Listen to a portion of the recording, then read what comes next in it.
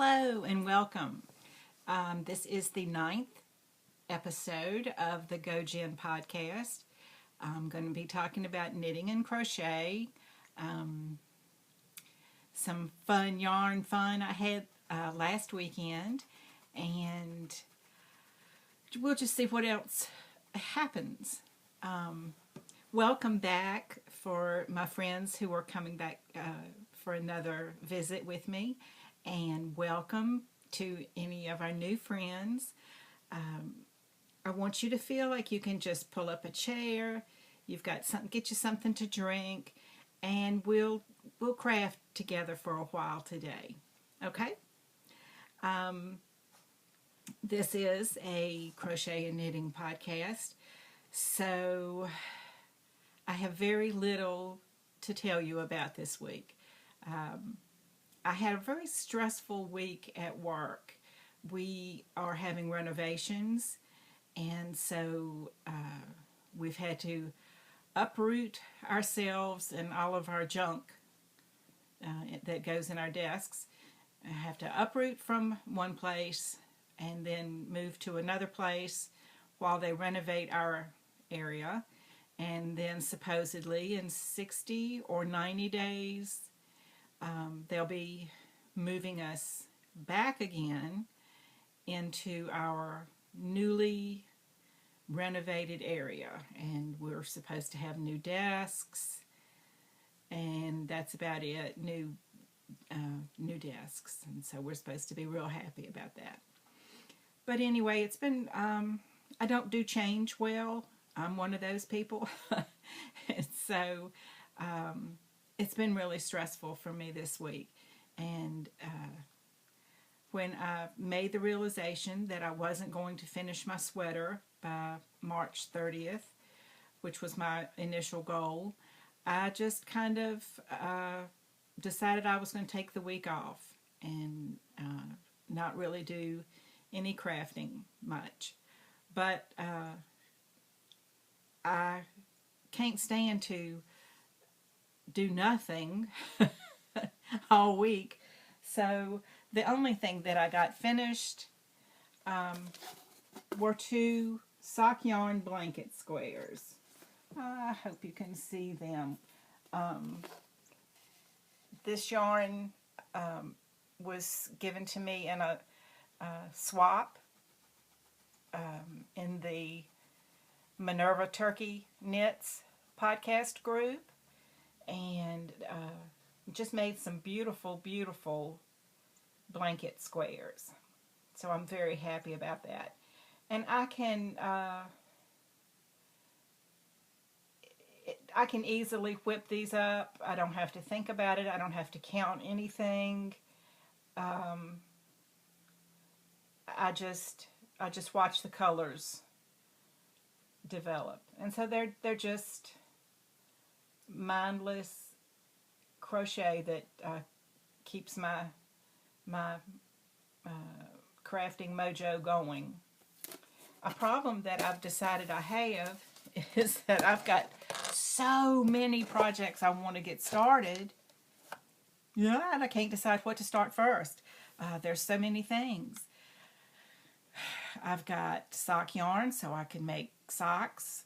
I really need to do that. I could make a hat. I could make some mitts. I could do just about anything. I think I'm going to put the sweater on the back burner for a little bit. It's not in timeout. I'm not angry at it, but I'm tired of around and around. So once I get the body finished, I think it'll move on more quickly, and I'm not angry, so it will be finished. I'm looking forward to wearing it next fall and winter, but I'm not looking forward to next winter. I don't like winter. I'm ready for it to be spring, but we've had a very, very cold weekend here. We have, excuse me, we have a couple beautiful days, 70 degrees, just gorgeous sunny days, and then it drops back down to 40 and a cold, windy rain. So March just can't make up its mind what it wants to be. So let's see. I told you last week that I was going on a yarn crawl, and I did. Boy, did we have fun. Three of my friends and I went to the Triangle yarn crawl. It's in the Raleigh-Durham area of North Carolina. We visited all 9 yarn shops in the day. It takes us about an hour and a half to get there, so we wanted to go ahead and get an early start and make the whole entire day of it instead of, I think we talked about the fall yarn crawl, and maybe we will go and have a girls' night out and spend the night, and that way we don't have to feel rushed at each shop to go ahead and move on. That we can maybe sit down and knit in some of the knitting areas, watch some of the spinners or crafters, and just have a really good time. So we made it. I don't believe any of us won any spectacular prizes. Out of the 4 of us, one pattern booklet was one. We were really hoping for the grand prize, because there were some great things being given away. Yarn and knitting needles and patterns, but maybe next time. We had a great time. As you can imagine, from 9 shops, there were some very small shops that we were kind of sardined in. There were some very spacious shops.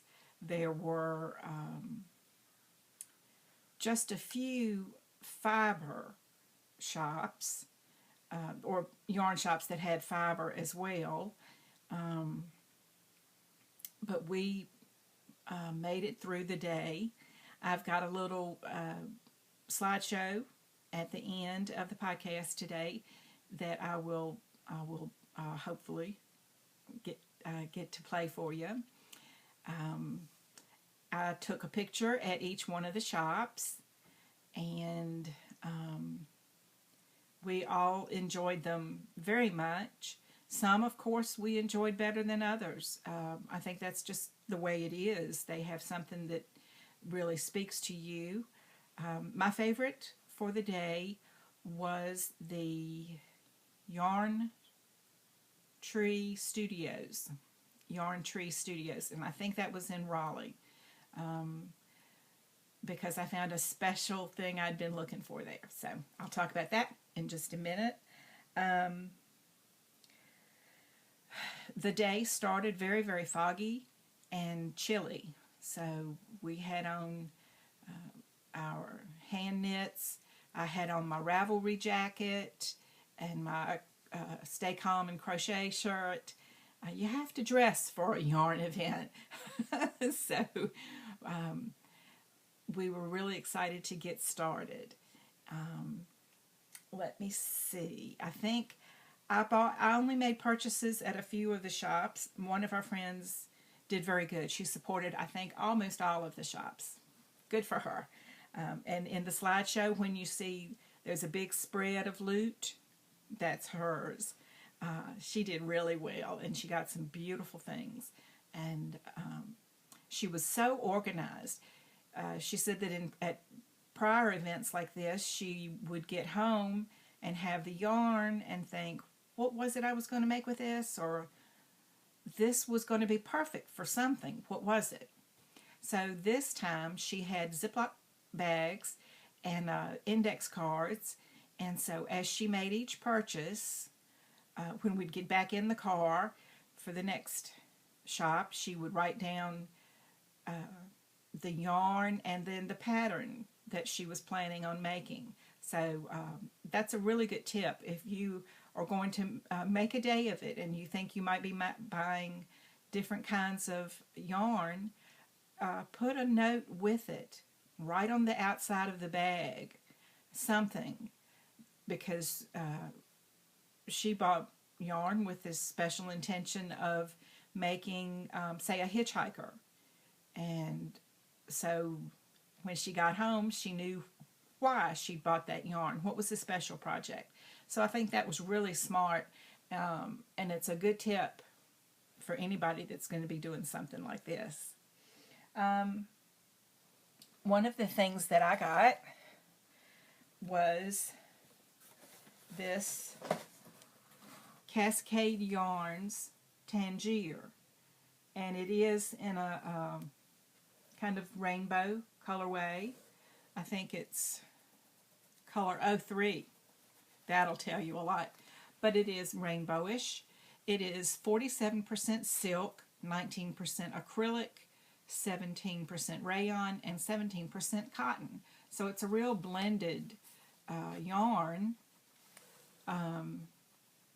Cascade, 220 yards.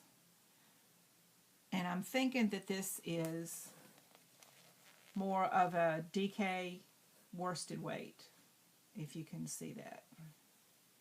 And so I've got a pattern in my queue, the Chi-Town cowl, Chi like Chicago, CHI, and that's a crochet pattern, and so I'm looking forward to that. It's a nice cowl, and I think it'll really show off these colors well. I had seen this yarn, Tangier, at one of the first shops we went to, and I really liked it. I took a picture of it to think about. I liked it.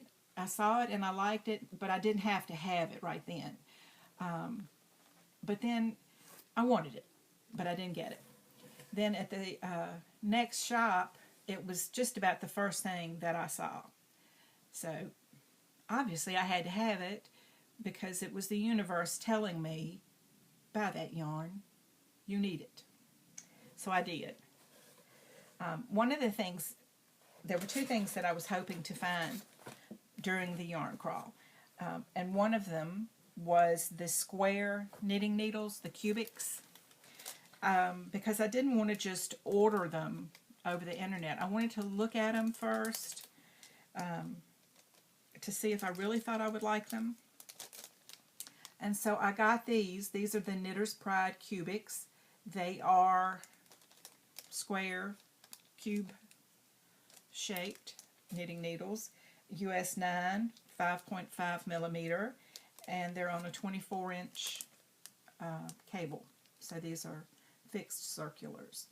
And I haven't taken them out of the package yet. I got these at the shop called Cozy, and that was in Durham. I really enjoyed that shop a lot. I think that was our last one of the day, and it had a very homey feel, a very, very comfortable, homey feeling to it. So I've gotten these, so now I just have to choose a project and use them, and I will promise to let you know. I've heard really good things about them, so I'm looking forward to making something out of them. At one of the other shops, I think it was Yarns, etc., I got a needle felting tool because I had wanted one and I couldn't find one. My friends have one, and I thought I needed one because I've seen the uses of the needle felting tool. If you've got a little hole coming in a garment or something like that, you can actually needle felt over it, which is very much like darning, but not as hard. Not that darning's hard. It's not hard. It's just tedious. And I'm anti-tedious. So I got a needle felting tool. And supposedly you can needle felt the wool to anything, to any other surface, like even jeans. So I'll see how that goes. And I apologize for wearing my same sweatshirt again. I wanted it to be nice and warm today, but it's not. My grandson and I did have an outing today. We went to see the SpongeBob movie. I think we watched the first SpongeBob movie when it came out on DVD or whatever, and he was at the perfect age for it then. And he was a real SpongeBob fan, and we watched it not a million, that's an exaggeration, 500,000 times. I knew all the words to the songs. I knew a lot of the dialogue in the movie. And so I didn't know what to expect from this movie, because now he's 11. He is pretty grown and hip and cool. I didn't know how he would feel about it, but we enjoyed the movie. It wasn't as good as the first one. I didn't know that it starred Antonio Banderas. He's a pirate. And who knew? I didn't know, but it was him, and he's such an attractive man anyway. So that was a good thing. It wasn't Johnny Depp the pirate. Hey, so let's see, and then my most exciting purchase, and this was from the Yarn Tree Studio. Yay! I got a drop spindle.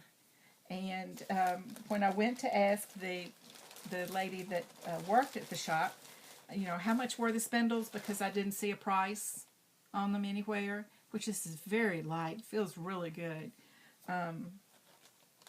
She said, "Do you already have a spindle?" I said, "No, I'm excited. This is going to be my first one. I want to learn to spin, and I want to learn to drop spindle." And she said, "Well, you could get the spindle for $20, or if you want to get our special for the yarn crawl, you can get 2 ounces of dyed Polworth fiber and the spindle for $20. Guess which one I chose, because right, I did. So this is 2 ounces of Polworth spindle starter kit, touch of fiber, and I am really excited. I have been watching videos on how to drop spindle. I think I can do it.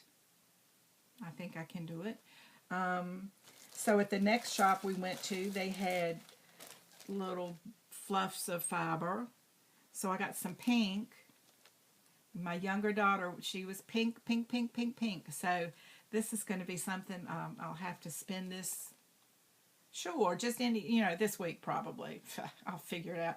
No, but this my younger daughter loved pink, so I got this pink fiber, and I thought, it cost me $20. If it's not quite the best fiber ever, I'm not going to worry about it. I'm going to learn. And I may video myself trying to learn, but I'll do that. Maybe when I can cut out any bad words that happen to be spoken. Not that I would do that. Yes, I would. Okay. So, that was the yarn crawl. We had a wonderful time. We went to dinner afterwards. Oh, and in the slideshow at the end of the program, I'm sitting under a pink light, and so you really get an idea of what my hair would look like dyed pink. I think it looks pretty good, because I really like Minerva Turkey's purple hair, so I've always thought I'd like to go blue. But we'll see. We'll see. I might, at my age, why not? Okay. And you will, in the slideshow, you will see outside the shop where I got my spindle. I'm standing there. I was floating about this high off the ground. You can't quite tell, but I was. I was so overjoyed, so thrilled, so happy. I wanted to find those Cubics knitting needles, and I wanted to see if I could find a inexpensive spindle to learn how to drop spindle. And I did, and I was so happy. And reasonable prices. I didn't break the bank. There was no melting plastic or anything. So I could not have been happier with my day. So what's my plan? My plan is to let the sweater rest. If the knitting elves come during the night and happen to knit a couple times around and around and around, that'll be okay. Won't hurt my feelings. But I'll come back to it after I've made some other things and I'm ready just to knit around and around. I think I'm going to make a hitchhiker. That's been in my queue for forever. It's a Martina Behm Biehm pattern. So I know that I do want to make that. It's in my queue. And I've got plenty of yarn for it in my stash. So that's what I am thinking that I will probably cast on next. I think it's a garter stitch shawl.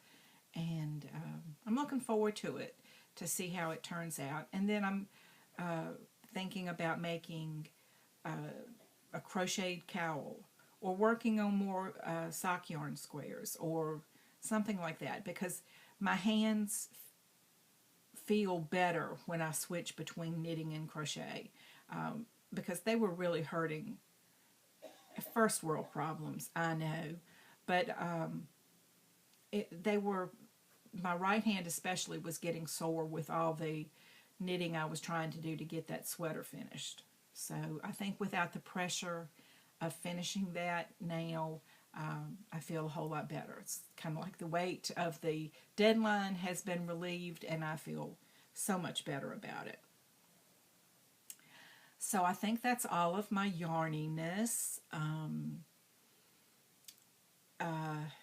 Let me think. I think there was a question of what yarn I had used on my cattywampus hat. I used Euro Baby Cuddly Cotton in the Ocean colorway, and that was the Cattywampus pattern by Elizabeth Green Musselman of the Dark Matter Knits podcast, and I highly recommend her podcast as well. She's got a real thoughtful way of looking at things, which I really appreciate, because I do tend sometimes to overthink something. I think about it just way too much. But I like seeing what she's doing and the ideas she's coming up with. So books. I had read The Bat by Jo Nesbø with the Norwegian detective Harry Hole, and I loved it. So I immediately started listening to the second book in that series, which is Cockroaches. In the first book, he went to solve a murder in Australia.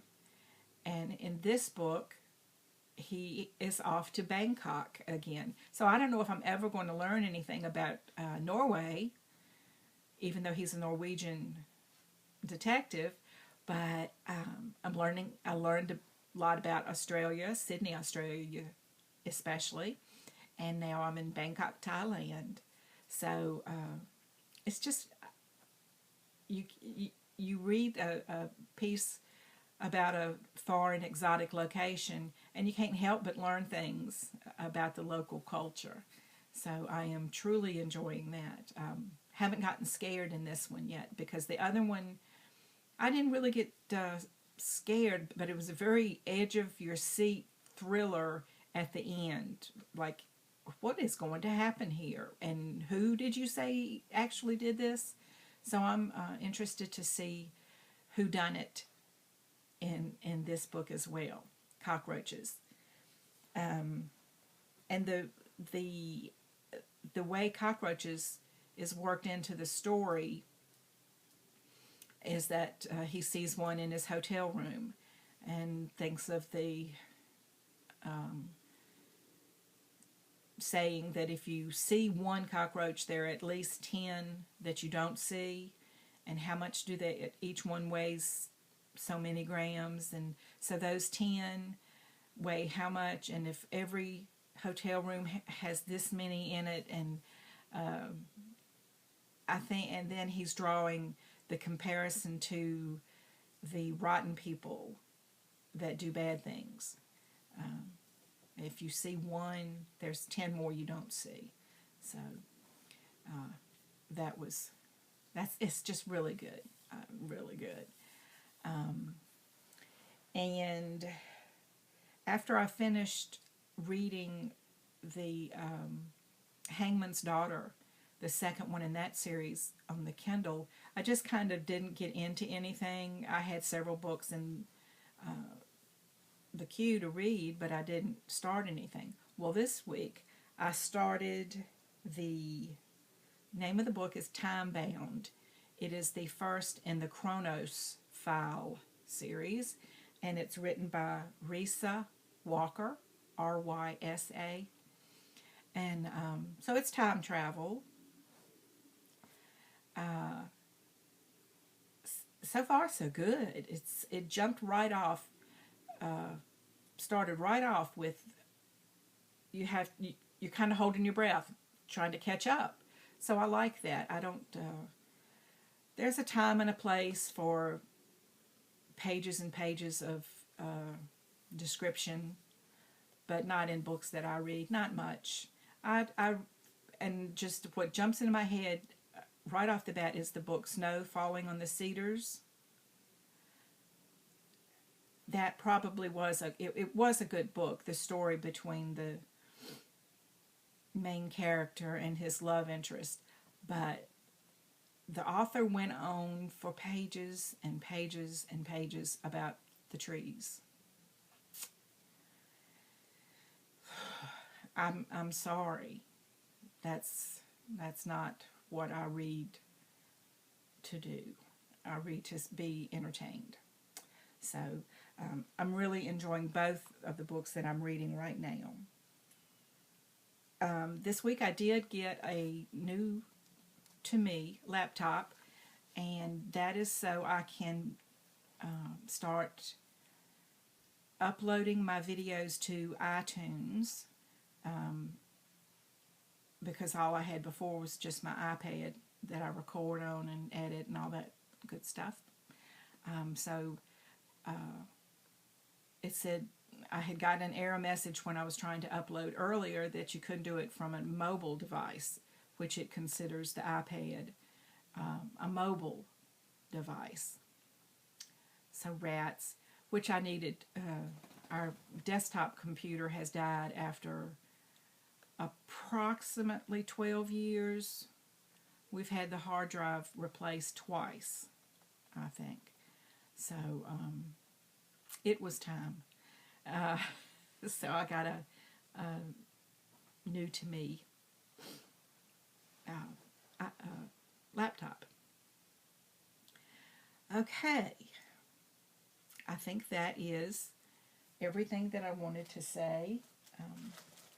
I do appreciate you coming and spending this much time with me today. It's when you're trying to decide which podcast you're going to watch, you have to go with the things you like, because I have sampled dozens and dozens of podcasts, and some of them come highly recommended by other podcasters, but if I can't make a connection to the host or hostess, it's just not going to work. So I hope you feel that we're making a connection. I really want to be making a connection. I want you to feel that we're a knitting and crocheting and crafting and maybe drop spindling community here. Thank you for spending some time with me today. I wish you much love and laughter for the coming week, and I'll see you next weekend.